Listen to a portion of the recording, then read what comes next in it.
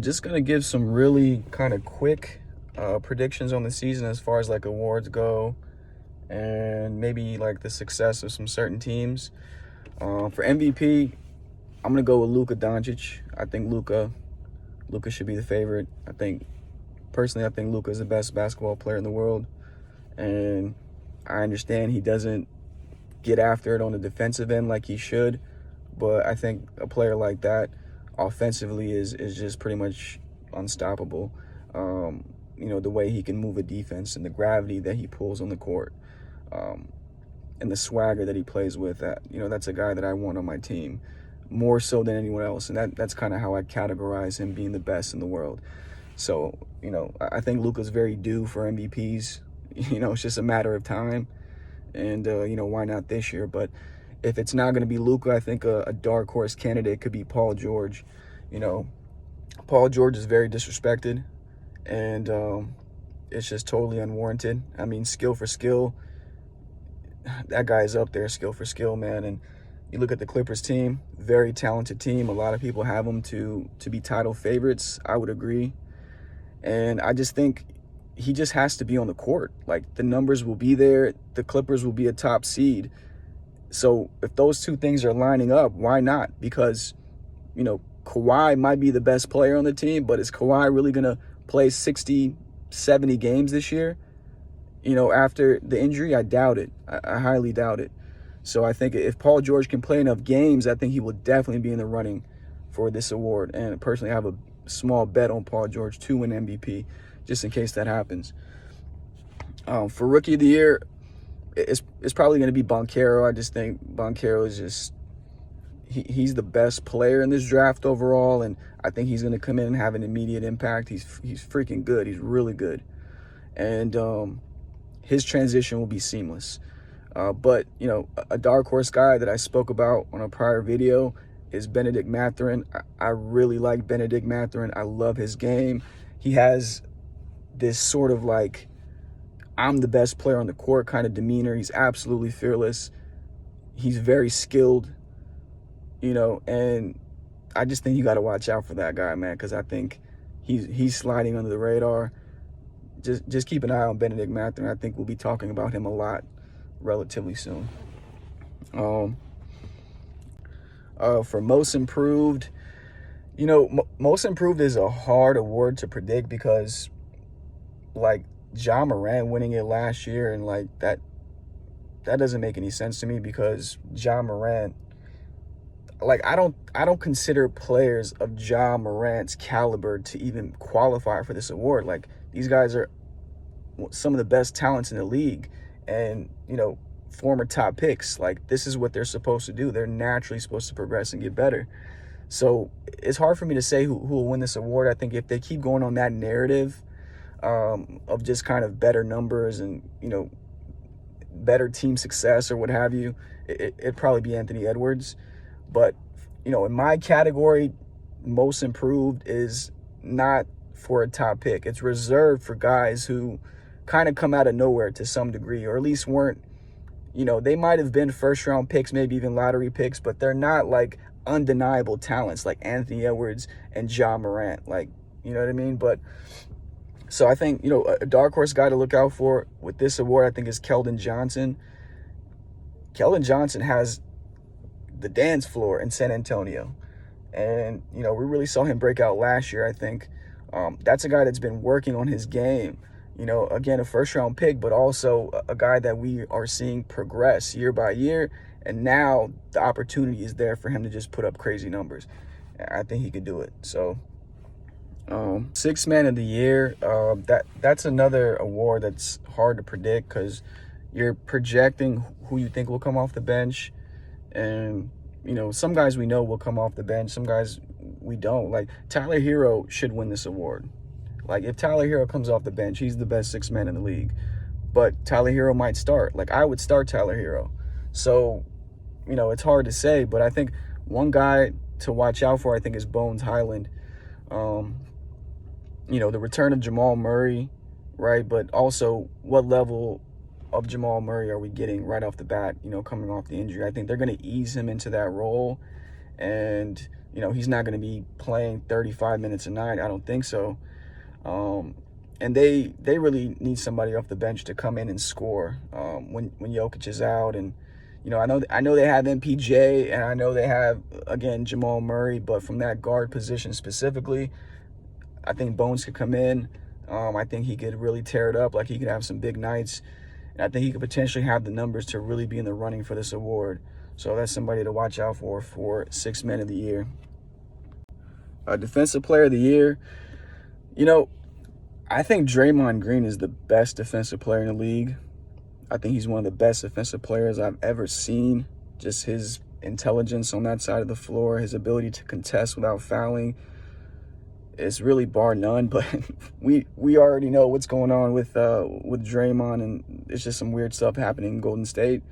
So I'm not gonna pick him because the whole situation in Golden State.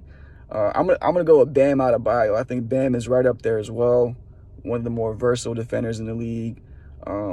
Truly can guard 1 through 5 and really cause problems 1 through 5. So let's go with Bam Adebayo for that. All right, Coach of the Year, I'm going with Willie Green. I think the situation has presented itself perfectly for Willie Green. All the time he spent as an assistant with Golden State, one of the best franchises in the league. Getting to work under Monty Williams as the Suns, came back to life and started becoming a winning franchise again. He's involved, like, everywhere he goes, this guy wins, right? I like his demeanor as a coach as well. That's one thing that I like to look out for with this type of stuff. I think his demeanor will translate very well with the type of players that he has. With the Brandon Ingrams of the world, the CJ McCollums of the world, Zions. You got to think about what kind of personality types these guys are. They're not really super loud or kind of outspoken showmen, so they kind of like match each other's demeanor in a way.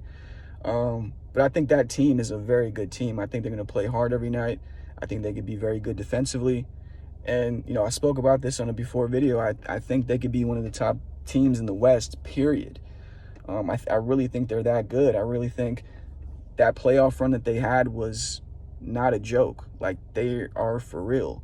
And when you add in Zion Williamson after that playoff run, a guy that is a legit all-star, one of the most special players in the league, I mean, they're going to be right there. So I'm going with Willie Green for Coach of the Year. All right, so that's it for the awards. I'm trying to think because, I really like looking at this stuff from a betting perspective. That's mainly kind of like my expertise and just something that I specialize in, I guess you could say. The only really futures bets that I have is the Pelicans bet, for them to make the playoffs. I also have their team total. I forget what I got. I got an early number on that, but I have team total over, or not team total, I'm sorry, season win total over. Willie Green Coach of the Year, them to win the West. I have Bennett Mathurin to win Rookie of the Year for a decent amount, and then I have some very small bets that I spoke about before.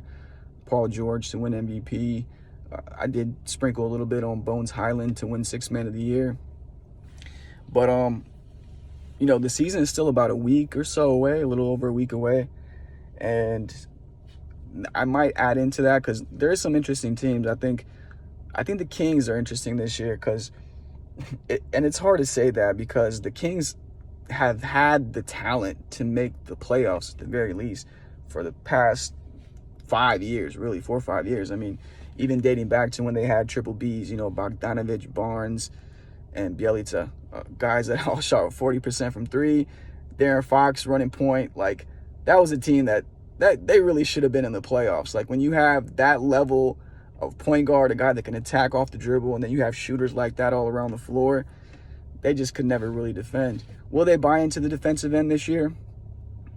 I think they will. I think to some degree they will. I love Sabonis.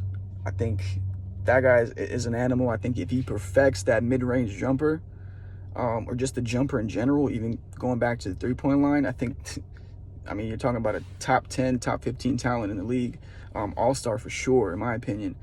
And, Mike Brown, say what you want about Mike Brown, but he does win. He's a winning coach. He's been a part of winning programs. And I like the guys that they have getting Herter. They added Monk. they just have a good team, man. The West is just so tough that it makes it hard to say, yeah, I'm gonna ride the Kings, just because the West is so tough. So it will kind of take someone falling out for the Kings to get in, but I think that's an interesting team. I think the Hawks are interesting out of the East. The Hawks adding DeJounte Murray, great pickup. Love the pickup. I mean, DeJounte Murray's a stud. We already know what he brings to the defensive end, but I think he'll be able to take on some playmaking duties for Trey, not leave the entire, not just have Trey just carrying the team every single night. I think DeJounte can take on a playmaking role. The question really is more so when Trey has the ball, which will still be a lot of the time, how well does DeJounte fit into that? Has he progressed enough as a shooter to be able to play, I'm not going to say play the role of Herter, because he obviously can't shoot like that, but they're going to need to spread the floor still. You know what I mean? So can he hit the open shot is the question. I think he can. I think that's a good team. They have to get back to playing defense. Nate McMillan really had those guys bought into the defensive end 2 years ago after, what's their coach's name? I forgot the coach's name. They got fired in the season. Nate McMillan was an assistant on his staff, and they promoted him. They really locked in on the defensive end when that happened. And last year, that just totally went out the door. You add DeJounte Murray, you have DeAndre Hunter, John Collins, Capella. They should be a very good defensive team. And offense is no issue at all when you have Trae Young. So if they just put it together, if they go back to their roots, the Nate McMillan roots of just playing defense, that is a very good basketball team. But yeah, if you've watched this video so far, follow me on BetStamp, follow me on Twitter. Like I said, I try to focus on everything from a betting perspective. I love the game. I appreciate the game. But I'm trying to make some money too, man, because why not, right? Let's make some money while we watch some of the best players in the world go at it. And I don't just bet basketball either. I bet football. I bet baseball. I bet MMA. And I do well in all of them. And yeah, so give me a follow. I'm going to try to make more videos like this as well throughout the year. And, let's get some money. Actually, you know what? I'm going to share some of the picks that I already have locked in for the season. So I do have a few. One that I locked in was Nuggets -7.5 against the Jazz. The Jazz are just not a good team. They're tanking. They traded everyone. Their whole roster is completely turned over. And on the other side, the Nuggets are quite the opposite.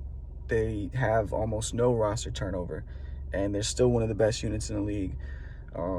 That's one thing I like to focus on early in the year is roster continuity, teams that have played together a bunch early in the year. I think they're set up for success. And I just think, even though the Jazz have some players I like, individual talents, as a team, they're just not there yet. So I took the Nuggets -7.5. I had the Kings -1 against the Blazers. I told you, the Kings are interesting. They're very interesting. It's a good team. This is their opportunity to get off to a good start to the season against a beatable Blazers team. I think the Blazers are also one of those teams kind of on the brink of the playoffs. Will they make it? Will they not? Both these teams are right there, which is why the line is so close. But again, I like the Kings. I'm going to back them. And, it's a short line. So Kings -1 is the second bet. I have also locked in the Suns -5. Suns playing the Mavs. I mean, look, that's my team. The Suns are my team. They got blasted at home in a game 7, at home. Really bad. It was bad. It was really bad. And this is their opportunity to come out and get some revenge, make a statement, because that game was just so bad that I think they have a lot to get off their chest. You got to think about it. The last game that they played basketball in was against the Mavs. Do you think they want this game? I think they want this game badly. So Suns -5 is the third bet. And then that's all I have for now, but I will lock in the Pels against the Nets at some point. That number just keeps climbing, so I'm kind of waiting to get the best of the number.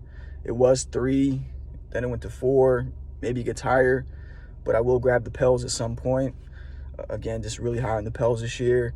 Not necessarily low on the Nets either. It's just Nets kind of another one of those teams that, kind of, made a lot of moves, and they have a lot of different players. So that could take some time to get adjusted.